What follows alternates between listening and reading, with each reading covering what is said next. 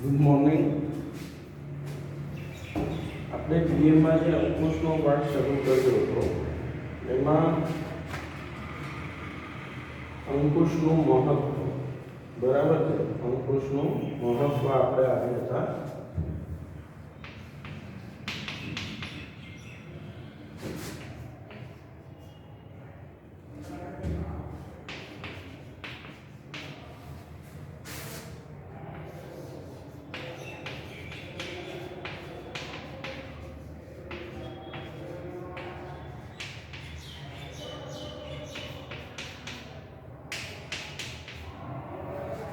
હવે અંકુશનું શું મહત્વ છે? ધંધાની અંદર આપણે જ્યારે કામ કરતા માણસો ઉપર અંકુશ રાખીએ તો એનાથી શું ફાયદો થાય છે? તો અંકુશનું મહત્વમાં પહેલો મુદ્દો પહેલાથી સમજીએ તો કે અંકુશ એક મહત્વનું સંચાલનનું સોપાન છે. સંચાલનના ઉદ્દેશોને સિદ્ધ કરવા અંકુશની જરૂર પડે છે. અંકુશ વગર ઔદ્યોગિક એકમ સારથી વગરના રથ જેવું ગણાય છે. જેમ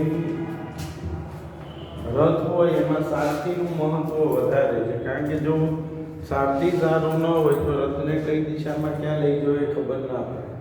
એવું જ ધંધામાં અંકુશનું છે. જો અંકુશ સારો ન હોય તો ધંધાના આયોજનથી માંડીને તમામ કાર્યો નિષ્ફળ જાય છે. એટલે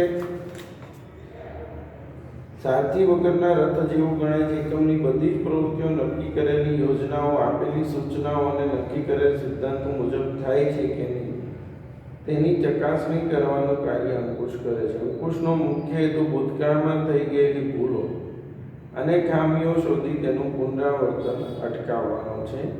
હવે અંકુશનું મહત્વમાં પહેલો મુદ્દો ધ્યેય સિદ્ધિમાં મદદરૂપ.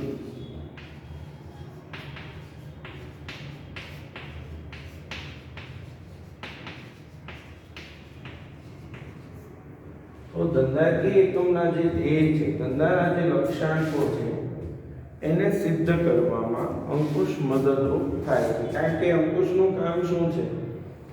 આયોજન પ્રમાણે કાર્ય થાય છે કે નહીં એ જોવું અને એમાં આવતી ભૂલોને શોધવી અને દૂર કરવી એ કામ અંકુશનું. એટલે ધ્યેય સિદ્ધ કરવામાં અંકુશ મદદરૂપ થાય છે. તો પહેલો મુદ્દો, અંકુશ દ્વારા એકમમાં રહી ગયેલી ભૂલો અને ખામીઓ શોધીને સુધારાલક્ષી પગલાં ભરવામાં આવે છે. તેના કારણે યોજના પ્રમાણે બધી પ્રવૃત્તિઓ આગળ વધે છે. તેથી ધ્યેય સિદ્ધિનું કાર્ય સરળ બને છે. એટલે ધંધાના ધ્યેય સિદ્ધ કરવામાં અંકુશ મદદરૂપ થાય છે. બરાબર છે. બીજું, પ્રવૃત્તિઓ ઉપર અંકુશ.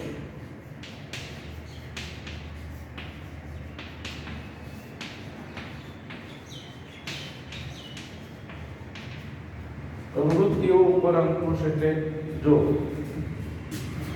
ધંધાની જે તમામ પ્રવૃત્તિઓ છે એ નક્કી કરેલા નીતિ નિયમ પ્રમાણે ચાલે છે કે નહીં, તો ન ચાલતી તો નીતિ નિયમ પ્રમાણે ચાલે એના માટે પણ અંકુશની જરૂર પડે છે. એટલે જો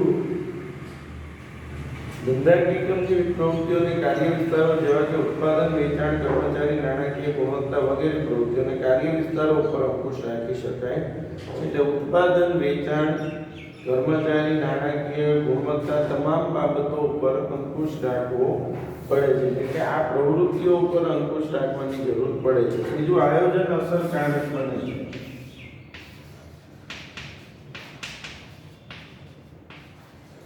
આયોજન કેવી રીતે અસરકારક બને? તો અંકુશ છે એ વિચલનો શોધે છે, ખામીઓ શોધે છે. અને અંકુશ ખામીઓ શોધશે એના લીધે શું થશે? જે આયોજનમાં આવતા વિચલનો છે એ દૂર થઈ જશે. અને એકવાર વિચલનો, ખામીઓ દૂર થઈ જાય તો આપણું આયોજન પણ સારું થાય છે. એટલે નિષ્ણાતોના અભિપ્રાય મુજબ આયોજન રસ્તો નક્કી કરે છે, જ્યારે અંકુશ તે રસ્તે થયેલ પ્રવૃત્તિઓના વિચલનો તપાસીને તે સુધારવા પ્રયત્ન કરે. આમ અંકુશને કારણે આયોજનના લક્ષ્યાંકો સિદ્ધ થતા હોવાથી આયોજન સફળ બને છે. પ્રવૃત્તિઓ વચ્ચે સંકલન.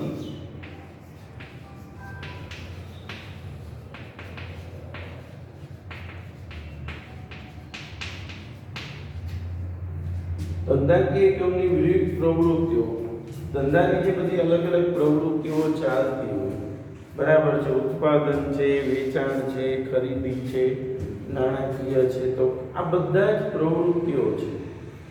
એના વચ્ચે સંકલન, બધા હળીમળીને કામ કરે એ વાતાવરણ ઊભું કરવામાં પણ અંકુશ મદદરૂપ થાય છે. કે અંકુશ છે એ પ્રવૃત્તિઓ વચ્ચે સંકલન સાધે એટલે બધા હળીમળીને કામ કરે એ વાતાવરણ ઊભું કરે છે. બરાબર છે. એટલે ધંધાકીય એકમની પ્રવૃત્તિઓ વચ્ચે સંકલન સાધવામાં અંકુશ પ્રક્રિયા મદદરૂપ થાય છે. અંકુશને લીધે જ એકમની બધી જ પ્રવૃત્તિઓ વચ્ચે સંકલન સધાય છે. પાંચમું, કાર્યનું મૂલ્યાંકન. હવે જો અંકુશ શું કરે છે તો કે વિચલનો, ખામીઓ અને ભૂલો શોધે છે અને એવા પગલાં લે છે કે જેથી આ ભૂલોનું પુનરાવર્તન ન થાય. બરાબર છે. એટલે વિચલનો શોધે ને જ્યારે કોઈ વિચલન, ખામીઓ શોધે, તમારા કાર્યનું શું કરે, મૂલ્યાંકન કરે કે તમે આટલું કામ કર્યું છે, એમાં શું બાકી છે, શું થયું છે, કેટલું કેવી રીતે કામ પૂરું કરવાનું, આ મૂલ્યાંકન કરવામાં અંકુશ મદદરૂપ થાય છે. તો જો એકમના અગાઉથી નક્કી કરેલા ધોરણો અથવા પ્રમાણો દ્વારા વાસ્તવિક સિદ્ધિઓનું માપન કાઢી શકાય અને કાર્યોનું મૂલ્યાંકન કરી શકાય. છઠ્ઠું, વિચલનો દૂર કરે છે. તો અંકુશ દ્વારા વિચલનો, ખામીઓ છે, ભૂલો છે એ શોધવામાં આવે છે અને એને દૂર કરવામાં આવે. અંકુશ છે એ શું કરે છે, જે વિચલનો મળે છે ધંધામાં, ખામીઓ, તેને દૂર કરે છે. અંકુશ એક સુધારાલક્ષી કાર્ય છે. તેના દ્વારા પ્રવૃત્તિઓમાં રહેલા વિચલનો તપાસવામાં આવે છે અને તેના કારણો શોધીને, અંકુશ કેમ સુધારાલક્ષી છે, વિચલનો શોધવામાં આવે છે અને તેના કારણો શોધીને સુધારાલક્ષી પગલાં લેવામાં આવે છે, તેથી વિચલનોનું પ્રમાણ ઘટે છે. પછી સત્તા સોંપણી માટે જરૂરી. સત્તા સોંપણી માટે અંકુશ જરૂરી છે. તમારે કોઈ વ્યક્તિને સત્તા આપવી હોય. હું તમને એમ કહું કે એક ઓફિસમાં તમારી નીચે 20 માણસો કામ કરે છે, તો 20 માંથી તમારે કોઈ સંજોગો વશાત બહાર જવાનું થયું અથવા તમારે બીજી જગ્યાએ, નવી જગ્યાએ ધંધો ડેવલપ કરવો છે, તો જે જગ્યાએ તમે અત્યાર સુધી બેસતા હતા ત્યાંની સત્તા તમે કોના હાથમાં આપશો? તો એવા વ્યક્તિને તમે સત્તા સોંપશો કે જેના ઉપર તમારો અંકુશ છે. ધારો કે 20 કર્મચારીઓમાં 5 થી 7 એવા કર્મચારી છે જે મન ફાવે જ કામ કરે છે, એના ઉપર તમારો અંકુશ નથી, તો તમે એને કામ નહીં સોંપો. પણ તમે એવા વ્યક્તિને કામ સોંપશો કે જે તમે કહો એ પ્રમાણે કામ કરતા હોય છે. એટલે જ્યારે તમારે કોઈ વ્યક્તિને સત્તા આપવી છે, તે સત્તા આપવી હોય તો પહેલા એ જોવું પડે કે આપણો એના ઉપર અંકુશ છે કે નહીં.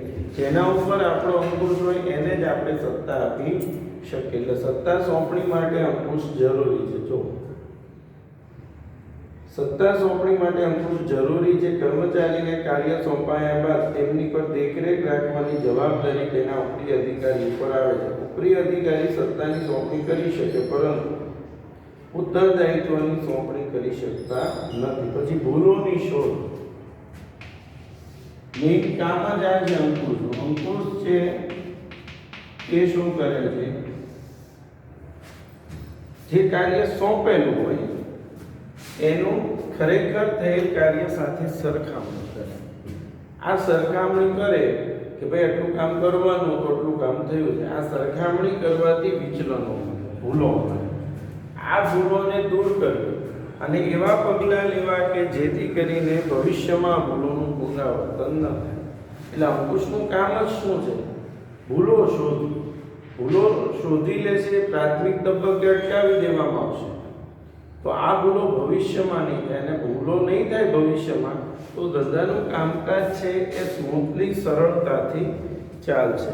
એટલે ધંધાની અંદર ભૂલોની શોધ કરવાનું કામ પણ અંકુશ કરે છે. જો અંકુશમાં તાબેદારો કે કર્મચારીઓની થયેલી કામગીરીનું મૂલ્યાંકન કરવામાં આવે છે, તેમની કામગીરી પર દેખરેખ રાખવા. પરિણામે અંકુશ દ્વારા તેમની ભૂલો, મુશ્કેલીઓ, ત્રુટીઓ અને વિચલનો, ભૂલો, મુશ્કેલીઓ, ત્રુટીઓ અને વિચલનોને શોધી તેમને દૂર કરવામાં આવે છે, જેથી ભવિષ્યમાં તેમનું પુનરાવર્તન ટાળી શકાય.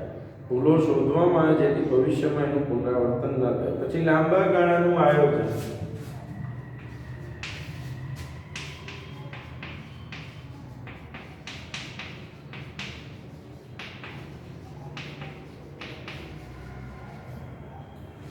તો અંકુશ દ્વારા ધંધાકીય એકમમાં લાંબા ગાળાનું આયોજન કરવામાં આવે છે, બરાબર છે।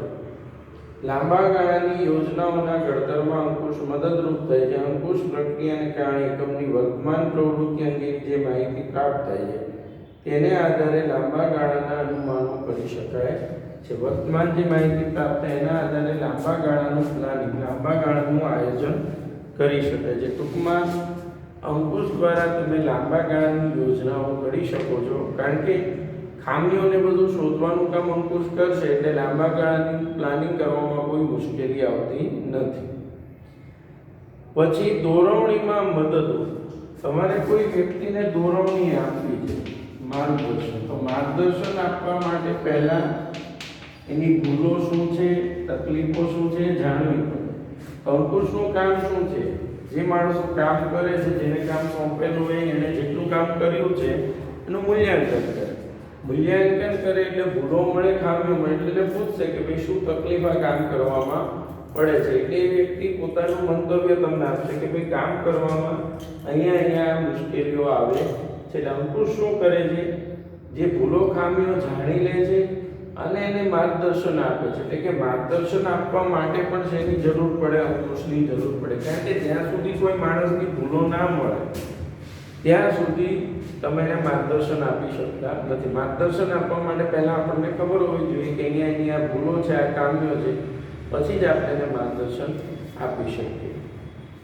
એટલે અંકુશ દ્વારા દોરવણીનું કાર્ય સરળ બને છે। અંકુશ કર્મચારીઓ ઉપર દેખરેખ રાખે છે, તેમને પડતી મુશ્કેલીઓ જાણે છે અને તેમને કાર્ય માટે માર્ગદર્શન અને દોરવણી આપે, જેથી નિર્ધારિત પદ્ધતિએ દરેક પ્રવૃત્તિ થાય છે। અને છેલ્લે કાર્યક્ષમતાનું બેરોમીટર,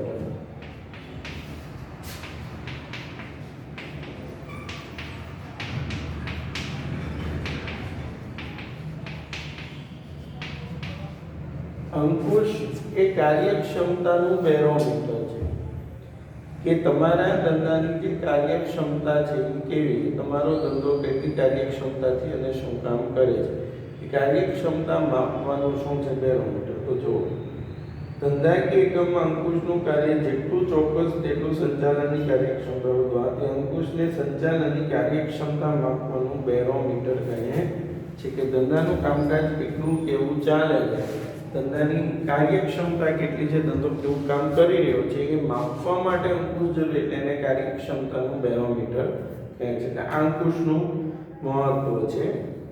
6 થી 8 મુદ્દા આમાંથી તમારે તૈયાર કરવાના છે। કોઈ પણ 6 થી 8 મુદ્દા છે અંકુશના મહત્વના તૈયાર કરવાના, બરાબર। હવે આપણે અંકુશનો જે સંબંધ છે અલગ અલગ કાર્યો સાથે એ આપણે હવે જોવાનું છે, બરાબર। જે વિધાન તરીકે મોસ્ટ આઈએમપી પ્રશ્ન છે, દર વર્ષે હોય જ છે બોર્ડમાં। તો જો આયોજન અને અંકુશ વચ્ચેનો સંબંધ,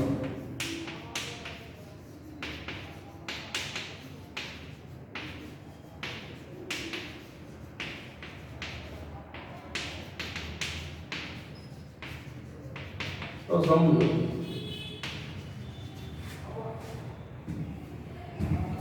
જ્યાં આયોજન ત્યાં અંકુશ, અને જ્યાં અંકુશ હોય ત્યાં અગાઉથી જ આયોજન જોવા મળે છે। એટલે કે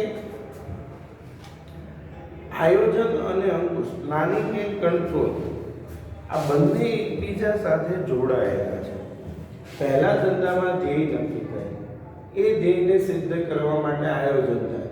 હવે આયોજન થયું એટલે ધંધામાં આયોજન પ્રમાણે કામ થાય છે કે નહીં એ જોવું પડશે, અને એ જોવાનું કામ કોણ કરશે? અંકુશ કરશે। એટલે જ્યાં આયોજન હોય ત્યાં શું હોય? અંકુશ। એટલે જ્યાં આયોજન ત્યાં અંકુશ, અને જ્યાં અંકુશ હોય ત્યાં અગાઉથી જ આયોજનની હાજરી જોવા મળે છે। ટૂંકમાં આયોજન અને અંકુશ જોડિયા બાળકો સમાન છે, સિક્કાની બે બાજુ સમાન છે, બરાબર છે। આયોજન એ અંકુશનું ઉદ્ભવ સ્થાન છે, જે કયો એ ચાલે, બરાબર છે। હવે સમજીએ છીએ આયોજન અને અંકુશ વચ્ચેનો જે સંબંધ છે એ શું છે। તો જો આયોજન એટલે ધ્યેયને સિદ્ધ કરવા માટે ઘડવામાં આવેલા બુદ્ધિપૂર્વકનો સૂચિત કાર્યક્રમ। આયોજન એ ભવિષ્યમાં હાથ ધરવાની પ્રવૃત્તિઓના ધ્યેયનું સ્પષ્ટીકરણ કરે છે। એ ધ્યેય સિદ્ધ કરવા માટે કઈ પ્રવૃત્તિઓ હાથ ધરવી પડશે, ક્યારે અને કેટલા સમયમાં પૂરી કરવી પડશે, તે માટે કયા સાધનોની જરૂર પડશે.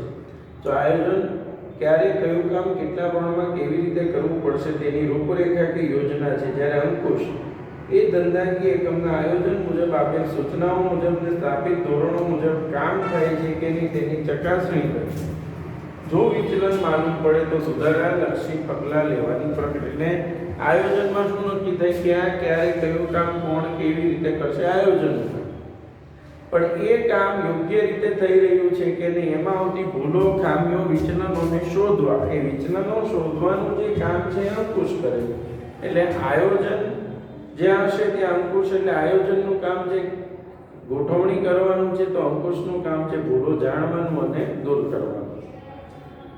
જ્યાં આયોજન હોય ત્યાં અંકુશ જરૂરી બને, અને જ્યાં અંકુશ હોય ત્યાં અગાઉથી જ આયોજન થયેલું છે. તેથી આયોજન અને અંકુશ એકબીજા સાથે સંકળાયેલા છે. હવે આયોજન અને અંકુશ એક જ સિક્કાની બે બાજુઓ છે. પહેલું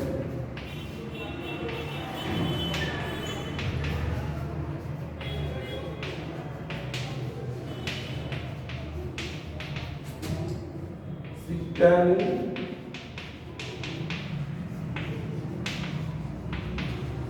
એ બાજુ છે. કેવી રીતે એને સિક્કાની બે બાજુ કહેવામાં આવે છે? આયોજન અને અંકુશ એ સંચાલનના બે ખૂબ જ મહત્વના પરસ્પર આધારિત કાર્યો છે. આયોજનની સફળતાનો આધાર અંકુશ ઉપર છે.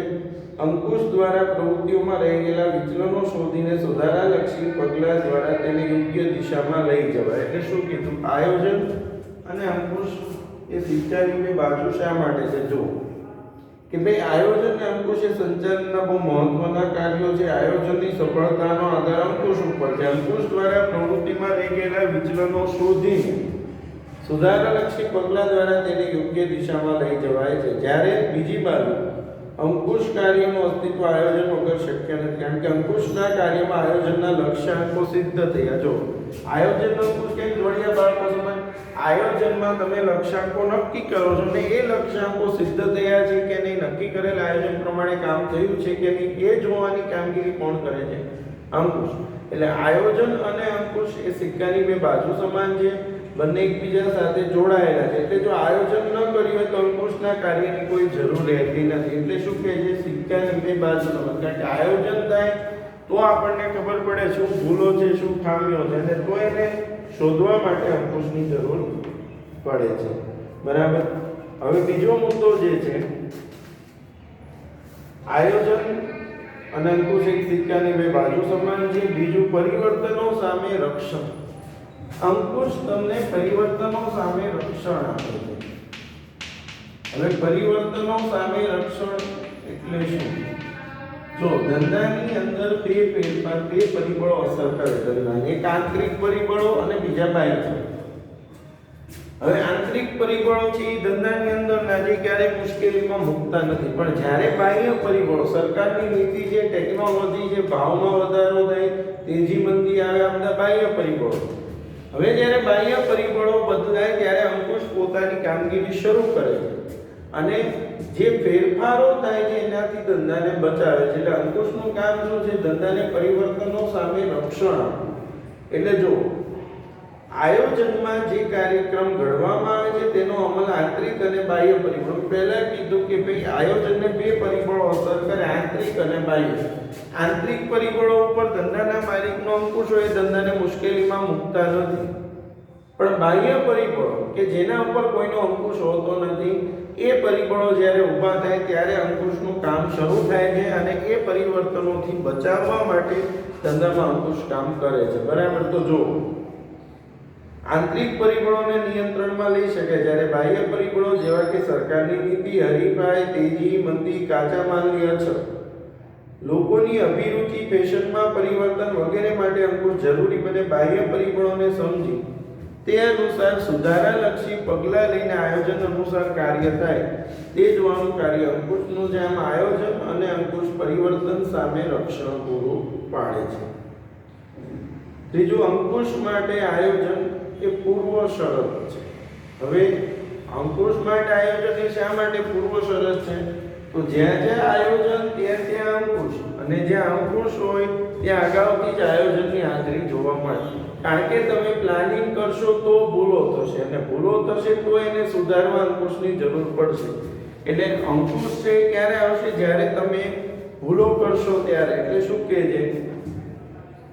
ધંધાકીય એકમના ધ્યેય સિદ્ધ કરવા યોજનાઓ ઘડવાનું કાર્ય આયોજન કરે. યોજનાઓ મુજબ પ્રવૃત્તિ થાય છે કે નહીં તે જોવાનું કાર્ય અંકુશ દ્વારા થાય છે. અંકુશના કાર્યમાં આયોજનના ધોરણો સાથે કામગીરીની પરિણામોને સરખાવવામાં આવે છે અને વિચલનો જણાતા સુધારાત્મક પગલાં લેવામાં આવે. અંકુશના કાર્ય માટે આયોજન એ પૂર્વ શરત છે. અને છેલ્લે આયોજન એ અંકુશનો જન્મદાતા છે. આયોજન એ અંકુશનો શું છે? જન્મદાતા છે. કારણ કે અંકુશની શરૂઆત જ કોના લીધે થાય છે? આયોજનને લીધે. આયોજન એ અંકુશનો જન્મદાતા છે. જો આયોજનને કારણે જ અંકુશના કાર્યનો જન્મ થાય છે. આયોજનમાં નક્કી થયેલી પ્રવૃત્તિઓ પર અંકુશ રાખવાનો હોય. તેથી આયોજન વગર અંકુશનું કાર્ય અસ્તિત્વમાં આવી શકે નહીં. આ હકીકતને ધ્યાનમાં રાખીને આયોજનને અંકુશના જન્મદાતા તરીકે ઓળખવામાં આવે છે. બરાબર છે? એટલે અંકુશ માટે આયોજન એ શું છે? પૂર્વ શરત છે.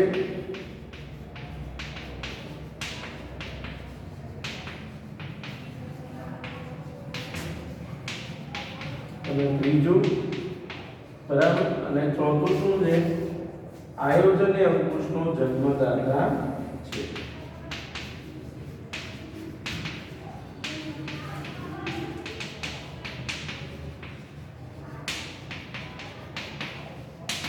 હવે આપણે આવતા લેક્ચરમાં જે અંકુશની પ્રક્રિયાના તબક્કા, જે છેલ્લો પ્રશ્ન છે આ ચેપ્ટરનો, એનો આપણે અભ્યાસ કરીશું. આજે તમને આ જે 4 વિધાનો કરાયા બહુ અગત્યના છે.